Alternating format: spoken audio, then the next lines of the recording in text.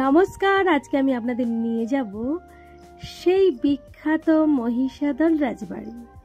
মহিষাদলে কোন রাজারা রাজত্ব করতেন, কত সময় ধরে করতেন, সেই পুরনো ইতিহাস আপনাদের সঙ্গে শেয়ার করব। সেই সঙ্গে সঙ্গে রাজবাড়ির চারপাশে কি রয়েছে, ভেতরে কি রয়েছে, আর বিশেষ করে আজকে রথের দিনের চারপাশের পরিবেশের সিচুয়েশন কি সেটা আপনাদের সঙ্গে শেয়ার করব। সঙ্গে থাকুন। এই রাজবাড়িতে কিভাবে আসবেন? কলকাতা থেকে যদি আসতে চান, হলদিয়া কিংবা দীঘা এইরকম বাস ধরে এই নন্দকুমারে নেমে যাবেন। এইটি হলো নন্দকুমারের মোড়। এইখানে নেমে বাস চেঞ্জ করতে হবে। ডান হাতের একটি রাস্তা বেরিয়ে গেছে, সেইখানে গেঁওখালি কিংবা কুগড়াহাটি এই ধরনের বাস ধরে নন্দকুমার থেকে আপনার হার্ডলি 10-12 কিমি গেলেই মহিষাদল রাজবাড়ি।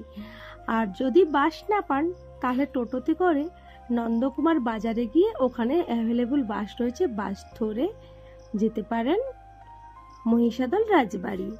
আর যদি ট্রেনে আসেন তাহলে হাওড়াতে ট্রেন ধরে মেছেদা স্টেশনে নেমে গেলে ওখানে বাস ধরে নেবেন।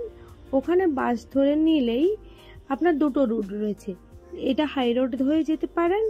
আর যদি বলেন যে হাই রোড ধরে না গিয়ে বাইপাসের বাস ধরে যাবেন, তাহলে বাইপাসের বাস ধরলেন, সেটা একটা অন্য রাস্তা, সেটা দিয়ে এলেন এই হসপিটাল মোড়, তমলুক হসপিটাল মোড়।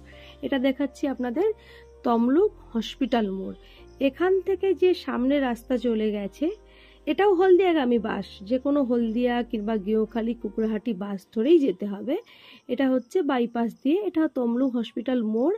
তমলুক হসপিটাল মোড় থেকে সোজা রাস্তা চলে গিয়েছে, রাস্তা প্রায় সেম। তো এখান থেকে সোজাসুজি চলে গেল নন্দকুমার বাজার, যেটা আপনারা ওখান থেকে টোটোতে ধরে নন্দকুমার বাজার আসতেন, এখান দিয়ে গেলে নন্দকুমার বাজার হয়ে সেই একইভাবে মহিষাদল রাজবাড়ি যাওয়া যায়। আমরা কিন্তু দারুণ দিনে আজকে মহিষাদল রাজবাড়ি যাচ্ছি। আজকে রথ, এই রথের জন্য গেট হয়েছে, এইবার প্রবেশ করছি মহিষাদল রাজবাড়ি। তো এই গেটটা পুরনো হয়ে গেছে, ভাঙাভাঙি হয়ে গিয়েছে, তো এখান দিয়েই প্রবেশ পথ রয়েছে, অন্য আরেকটিও প্রবেশ পথ রয়েছে, তো এটা দিয়ে ইন করলাম। তো দিয়ে সারি সারি পাম গাছ। আর আজকে যেহেতু রথ শুরু এবং সকালবেলা আম্রকুঞ্জে পাখির মেলা বসে, তাই লোকটা সকাল সকাল বেশ গমগমে হয়। তো দিয়ে এই পাখির বাজারে প্রবেশ করব। হযরত ইমাম হোসাইন দরগা এটা। তো এটার দ্বারা বোঝা যায় যে একটা সময় রাজবাড়িতে হিন্দু মুসলমানের খুব সুন্দর মেলবন্ধন ছিল। তো এইবার পাখির মার্কেটে ঢুকে গেলাম। প্রত্যেক বছর রথের দিন মহিষাদল রাজবাড়ির প্রাঙ্গণে পাখির মেলা হয়। মানে পাখির মেলাটা খুব আর্লি মর্নিং হয়, মানে ভোর 6টার সময় থেকে শুরু হয়ে যায়। মানে সবাই আসতে শুরু করলে ভোর 4টার সময় থেকে মার্কেট শুরু হয়ে যায়, 6টা থেকে। এখন এই সবে এলাম, তবে মার্কেট অনেকটাই হয়ে গিয়েছে। তো এখন বাজে প্রায় 8টা, তবে বৃষ্টি হওয়ার জন্য এই সবে লোকের সমাগম করছে। তো পুরো পাখির মার্কেটটা আপনাদের সঙ্গেও শেয়ার করছি।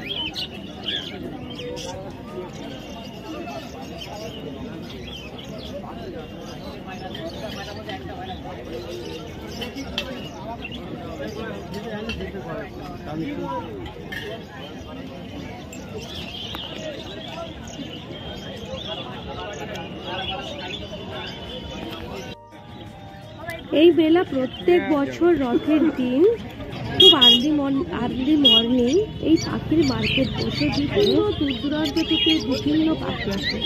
তবে হ্যাঁ, বন্য পাখি কিন্তু বিক্রি করে একেবারেই নিচে। তো এই পাখির মার্কেটটা অনেকটা এলাকা জুড়ে তো হয় বললাম। আর শুধু পাখি নয়, সেই সঙ্গে সঙ্গে কিছু গিনিপিগ থাকে, খরগোশ থাকে, আর কুকুর থাকে। এক বছর দেখেছিলাম খুব দারুণ দেখতে বিড়ালও এসেছিল। রানী জানকী দেবী 1776 সালে চালু করেছিলেন রথযাত্রা ও দুর্গাপুজো। এই হলো পুরনো রাজবাড়িতে যাওয়ার গেট। আগে ভগ্নপ্রায় অবস্থায় ছিল, এখন অনেকটা রিপেয়ারিং করা হয়েছে। আজ থেকে 450 বছর আগে আকবরের সেনাবাহিনীর উচ্চপদস্থ কর্মচারী জনার্দন উপাধ্যায় ব্যবসার কাজে পৌঁছায় বর্তমানে পূর্ব মেদিনীপুরের গেঁওখালিতে। নদীমাতৃক বাংলা ভালো লাগার জন্য উনি ঠিক করে নেন যে এখানেই উনি বসবাস করবেন। তখন মহিষাদলের রাজ করেছিলেন কল্যাণ রায় চৌধুরী রাজস্ব দিতে অক্ষম হয়, তার জমিদারি নিলামে ওঠে। সেই সুযোগ হাতছাড়া করেননি জনার্দন উপাধ্যায়। এই হলো দুর্গা মণ্ডপ। এখানে যে কোনো অনুষ্ঠানে আপনারা আগে থেকে বুকিং করে নিতে পারেন। তো জনার্দন উপাধ্যায় জমিদারি কিনে এক নতুন অধ্যায়ের সূচনা করেন। আকবর খুশি হয়ে তাকে বৈরাম খাঁ নামক এক তরবারি উপহার দেন। ইনি হলেন মহিষাদল রাজবাড়ির প্রথম প্রতিষ্ঠাতা। এটি হলো পুরনো রাজবাড়ি, ভগ্নপ্রায় অবস্থায় ছিল, অনেকটা রিপেয়ারিং এর কাজ হয়েছে এবং চলছে। এখানে ঢোক প্রবেশ বারণ রয়েছে। প্রায় 200 বছর পরে এই বংশের রাজা আনন্দলাল উপাধ্যায় পুত্র সন্তান না থাকা অবস্থায় দেহত্যাগ করেন এবং রাজবাড়ির ভার নেন স্ত্রী জানকী দেবী, এবং পরবর্তীকালে তার জামাই গুরুপ্রসাদ গর্গকে জমিদারি স্থানান্তরিত করেন। এইভাবে উপাধ্যায় পরিবার থেকে গর্গ পরিবারের রাজত্ব স্থানান্তরিত হয়। বর্তমানে রাজপরিবারের সমস্ত দায়িত্ব রয়েছে গর্গ পরিবারের হাতে। এবারে চলে এলাম, রাজপরিবারের কাছে রয়েছে গোপালজির মন্দির।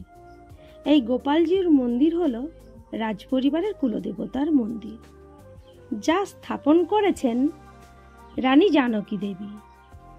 তো এই মন্দিরে প্রত্যেক দিন নিত্য পূজা হয়, সকাল 7টা থেকে বেলা 12টা পর্যন্ত, বিকেল 3টে থেকে রাত্রি 8টা পর্যন্ত।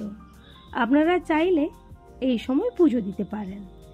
তো এই মন্দিরের ভেতরে রয়েছে রাধাকৃষ্ণের মন্দির, তার সামনেই আছে শিব মন্দির, নাট মন্দির, জগন্নাথ দেবের মন্দির, এবং রাধাকৃষ্ণ মন্দিরের সামনে রয়েছে একটি সুন্দর হরিমঞ্চ।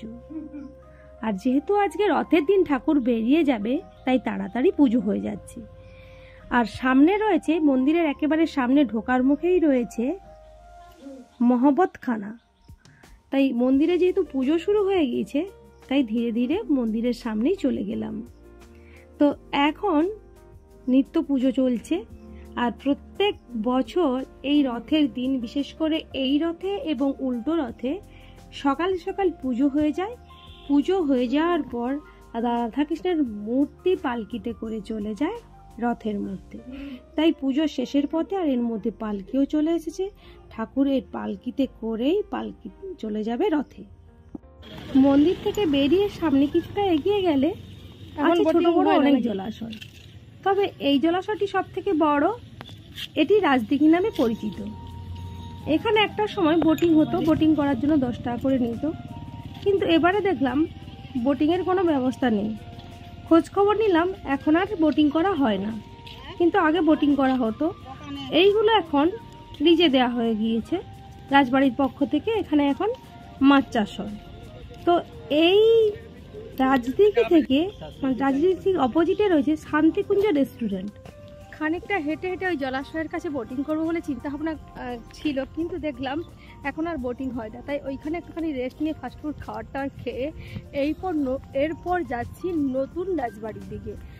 নতুন রাজবাড়ির দিকে যাব একটা সুন্দর গাছ লাগানো একটা জঙ্গলের মধ্য দিয়ে, সিস্টেমেটিক ওয়েতে।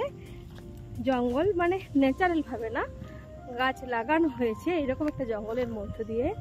এইবার আমরা যাচ্ছি নতুন রাজবাড়ির দিকে।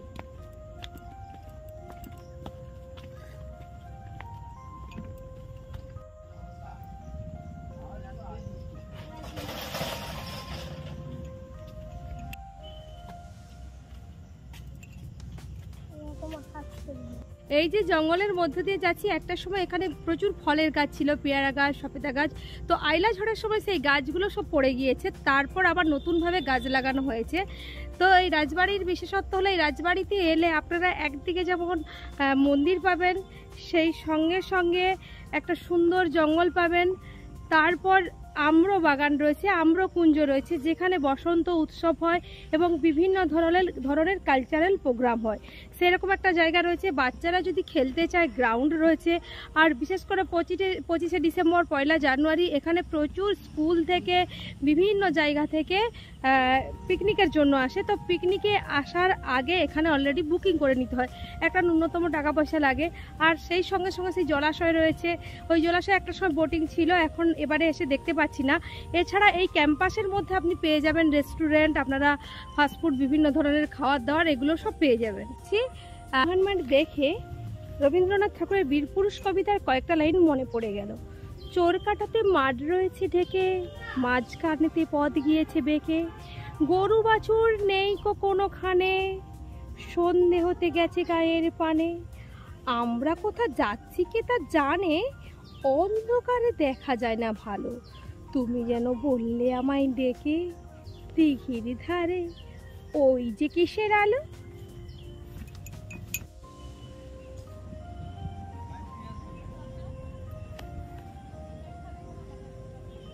সবকিছু দেখার পর এইবার চলে এলাম নতুন রাজবাড়ি দেখার জন্য।